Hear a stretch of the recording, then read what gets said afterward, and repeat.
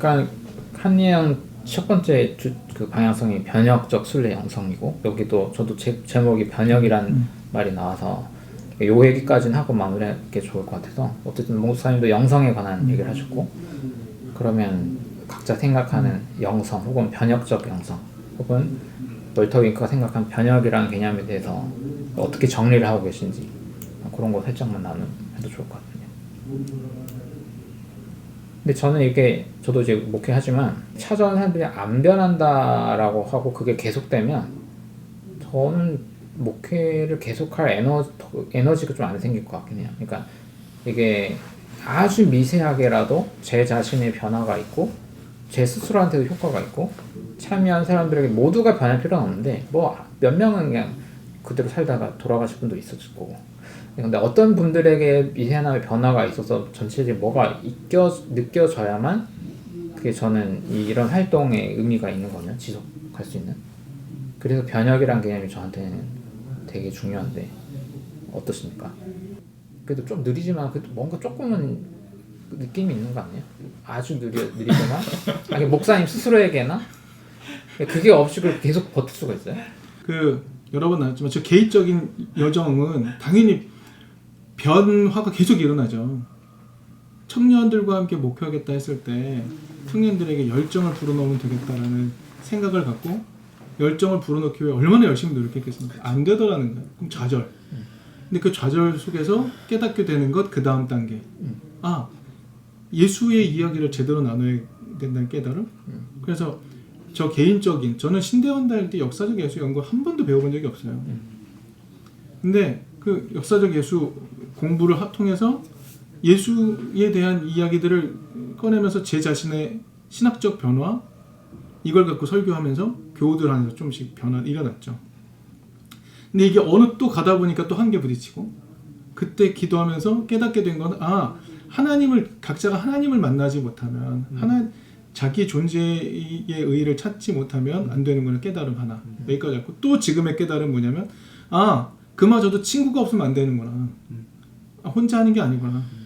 예수가 나의 친구라는 경험도 필요하고, 친구와 더불어 함께 같이 이 신앙의 길을 걸어야 되는구나. 그래서 최소한 내가 친구 되어줄게라는 거 하나. 근데 또 하나는 나랑 우리 교우랑 나이 차들이 이게 나버리면 친구 안 된다는 것도 경험하니까 이 같은 또래 동년배 목회자가 필요하다는 생각하나. 뭐 이런 여러 가지 생각들로 변화가 일어나는 거죠.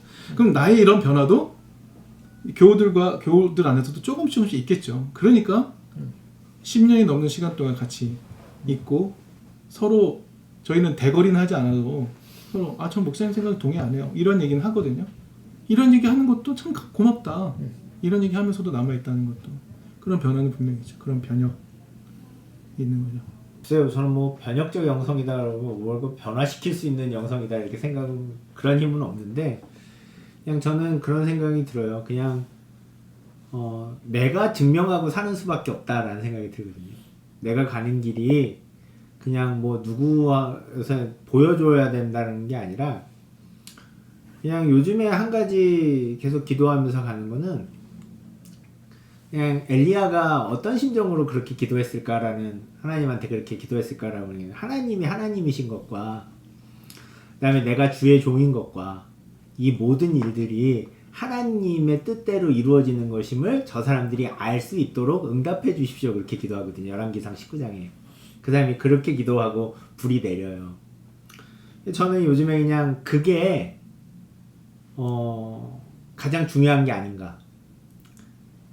그리고 그러한 것들의 결국에서 결국 내가 이뤄내는 결과가 아니라 하나님께서 뭔가가 역사하셨다라는 것을 많은 사람들이 정말로 인정할 수밖에 없게 되는 그런 결과를 만들어내는 게 가장 중요한 게 아닐까. 이 시대에 뭔가 사람들은 객관적인 걸 좋아하고 증명해내라고 얘기하고 그렇게 하는데, 하나님을 증명해낼 수는 없잖아요, 우리가. 근데 그건 결국 내 삶의 결과에서 나타내는 걸로 사람들한테 보여줄 수밖에 없거든요. 그래서 요즘에는 그런 걸 가지고 합니다. 그래서 이제 항상 얘기하지만 모든 게 이 자본주의 시대에 돈이 없이는 아무것도 안 되는데, 근데 그 돈이 없이도 하나님만 믿고서도 이 목회라는 길을 갈 수 있는 것인가? 그냥 저의 개인적인 부르심에 의해서 이제 그런 것들을 결국 그걸 살아내고 그러는 가운데서도 내가 좀 더 내가 배웠고 내가 깨달았고 성경에서 얘기하는 메시지라는 것은 무엇인가를 좀 더 두려움 없이 외부의 압력에 굴하지 않고 끝까지 잘 전달할 수 있게 되는 그러한 그 삶의 두려움을 이겨내고 그렇게 끝까지 그렇게 갈 수 있는 그것을 증명해내는 게 결국은 누군가의 삶을 변화시켜낼 수 있는 그게 변혁적 영성이 될 수 있다고 생각을 해요. 그래서 가장 중요한 저의 변혁적 영성은 그러니까 뭐 누군가에게 알리는 영성이 아니라 내가 가는 이 길을 끝까지 갈 수 있고 끝까지 그리고 나 혼자 힘으로 가는 게 아니라 하나님이란 존재를 의지해서 그리고 하나님이란 존재가 내 삶에 어떻게 영향을 끼치고 실제적으로 어떤 일들을 하시는가를 보여주면서 그렇게 살아가는 게 그래서 사람들이 저거 해볼만 하겠다 라고 생각하게 만드는 게 그게 변혁적 영성이 아닌가 이렇게 전 나름대로 그렇게 생각하고 있습니다. 혹시 코멘트 있으십니까?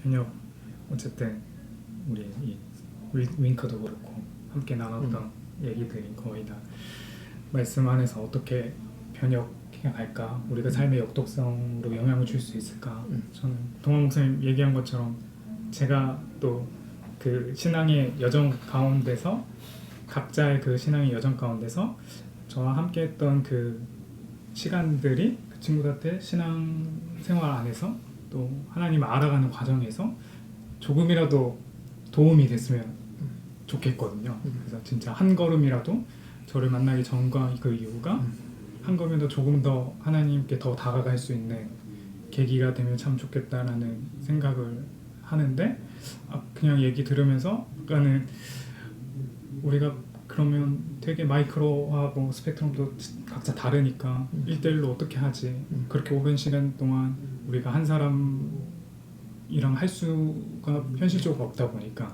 제가 하려고 막 그런 생각을 하다 보니까 좀 그런 고민에 빠졌는데 신앙 고백이긴 하지만 어쨌든 그 과정을 하나님께서 다 우리 각자의 타이밍에 맞게 또 인도에 가시구나라는 또 생각이 들기도 했고 윙크도 뭐 융합 그 변증법 반복을 얘기하잖아요.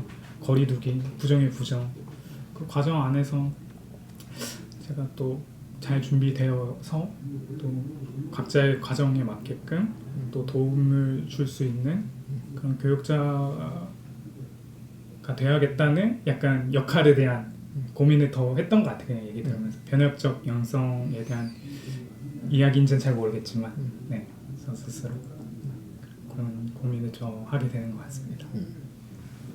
저도 이게 그냥 영어로는 더 좋은 게 트랜스포메이션이잖아요. 그래서 포맷을 좀 이렇게 바꿔나가는 걸 생각하거든요. 변혁적이라고 할 때 제가 신학 공부하고 신앙생활하고 교회를 하면서 그러니까 내가 바뀌지 않아야 할 부분도 있고 그걸 또 지켜내기는 근성도 연성이고 근데 또 내가 이걸 바꿔내야 하는 내 체질을 바꿔내고 방법을 계속해서 바꿔야 되는 그런 변화 능력 그것도 있는데 이거는 좀 저는 좀 작은 것들하고도 표현되는 거라고 생각해요. 내가 쓰는 글과 말과 공동체 규칙이 바뀐다거나 삶을 뭐 지금 다른 공부 하잖아요. 엔잡 방식으로 라이프스타일 바꾼다거나 그러니까 이렇게 포메이션을 내가 바꿔가는 모습을 행동으로 내가 보여줘야 사람들이 저 사람이 신앙 안에서 뭔가를 바꿔나갔구나 개조되고 있구나 그러니까 이 감각이 조금 있어야 돼요. 그래서 저는 조금씩 적극성이 올라가고 있느냐 뭐에 대해서 제가 왜 이 얘기하냐면 한의원 톡방에도 들어와보지 알겠지만 대다수의 사람들은 응답이 없고 어떻게 되는지 모르고 사실 교회도 마찬가지거든요. 그러니까 이렇게 진보 진영이라서 사람들의 반응 능력과 활동 능력은 현격하게 떨어져요. 대부분 역사 비평에 0만 갔을 뿐인데 다들 이제 시험에 엄청난 낙담으로 다 떨어진단 말이에요. 이 대부분의 이런 사람들 속에서 지금 이걸 하려다 보니까 일단은 작은 변화부터 또 큰 변화부터 내가 이걸 계속 내가 해 나가면서 좀 이제 자극을 계속 주는 그 병원을 따지면 약간 전기 충격주듯이 이거를 직접 내가 해보고 보여주고 이거를 하는 수행을 계속 하는 게 아닐까 변혁적 영성이라는 거는 그래서 제가 다이내믹을 이렇게 얘기하는 거예요. 그게 없으면 너무 다 같이 무력하게 그냥 숨만 쉬는 느낌이어가지고 거기에서 이제 정면 충돌해야 된다 그런 느낌이 있습니다. 저도 뭐 언제까지 이렇게 할지 모르겠는데 하다가 그만둘 수도 있고. 영성 훈련을 신대원 들어갈 때 하잖아요. 은성수도원 가서 했다고. 저는 그때 이후로 영성에 대해 관심을 가져본 적이 없었어요. 그러다가 한 7, 8년 전 같은데 거의 10년 된 것 같은데 영성의 정의를 들음의 영성이라는 책이었는데 책에서 이렇게 소개를 했어요. 하나님께 관심을 두는 훈련. 저는 그게 저한테는 매우 큰 충격이었어요. 내가 하나님께 관심이 없구나 라는 깨달음도 있었고, 그리고 제가 나름 조금씩 주워 듣고 공부하면서 알게 되는, 동의하는 건 뭐냐면, 영성은 하나님을 닮아감이라고 한다면, 하나님과 하나됨으로 가는 길이라면, 그럼 나는 하나님을 어떻게 이해하고 있고 하나님을 어떤 하나님으로 만나고 있는가 되게 중요한 지점이 된다고 생각해요. 그 과정에서 예수를 통해 깨달은 하나님의 모습을 몇 개의 단어로 설명하자면 저는 생명이었거든요. 생명. 누구든 살게 하는 것. 너를 살게 하기 위해 나를 내어주는 하나님. 예수를 통해 보여준. 그래서 생명을 얻게 하는 게 영성에 있어서 굉장히 중요한 지점이라고 생각을 했어요. 근데 그 영성을 생명으로 이해할 때 이 생명을 가로막고 있는 가장 큰 세력은 만몬, 지금으로서는 만몬이라는 생각을 해요. 네. 그러니까 어느 시절이고 그 물질에 관해, 재물에 관해서 고난당하지 않은 시대가 없었던 것 같아요. 그래서 그러면 오늘날 변혁적 영성이라고 한다면 우리에게 이렇게 해야 살아갈 수 있어라고 말하는 세상의 중요 담론에 저항하는 하나님의 말씀, 예수의 가르침은 무엇이지? 를 고민했을 때 오늘 우리 시대의 자본주의 이 구조 안에서 어떻게 다르게 살아가야 될까를 깨닫게 해주는, 이건 아주 구체적인 풀어서 설명하는 얘기가 될 것 같습니다. 그 방법을 찾아내는 과정도 변혁적 영성 과정의 하나가 아닐까 생각이 드는 거죠. 이 삶의 패턴을 다른 사람과 똑같이 걸어가면서 기도 좀 더 하고 예배 좀 더 열심히 들으면 좀 더 나아질 거야 라는 그런 종류의 담론이 아니라 우리는 다르게 살 수 있어. 우리는 이렇게 하나님 뜻대로 이렇게 살아갈 거야. 그랬더니 되네? 그게 뭐야? 이런 하나의 방식들이 조금씩 쌓여갈 필요가 있지 않을까? 라는 생각이 들죠. 그냥 개인적인 경험이고 그런데 뭐 공동체에 관심을 둘 때 항상 듣게 되는 얘기가 브루더호프 같은 공동체들 소개도 많이 듣고 책도 읽어가면서, 근데 그 공동체 안에 속한 사람 너무 행복해요. 그런데 그 공동체 밖으로만 나오면 즉시로 그 공동체가 가지고 있는 그 좋은 그 삶의 패턴들이 다 무너지는 이런 것들을 많이 보게 되잖아요.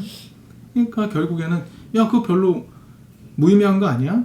라고 얘기하기도 해요. 그러나 사람들은 대부분 볼 때 모두가 행복하게 살아가고 있는 그곳은 좋지만 나는 못하겠어인 거지. 그것을 비난하고 저주하고 그러지는 않는 것 같더라. 최소한 내 삶의 자리 근방에서 그렇게 생명력 있게 살아가는, 모두가 자기 존재 모습대로 살아가는 그런 공동체를 만들어가면 그게 변혁적 영성 아닐까? 라는 생각을 갖고 그래서 조금씩 살아가고 있다. 이게 저의 그냥 개인화된 변혁적 영성에 대한 이해라고 말씀드릴 수 있을 것 같아요. 일단 이렇게 마무리 네. 하겠습니다. 네. 수고하셨습니다. 네, 이렇게 마무리하겠습니다.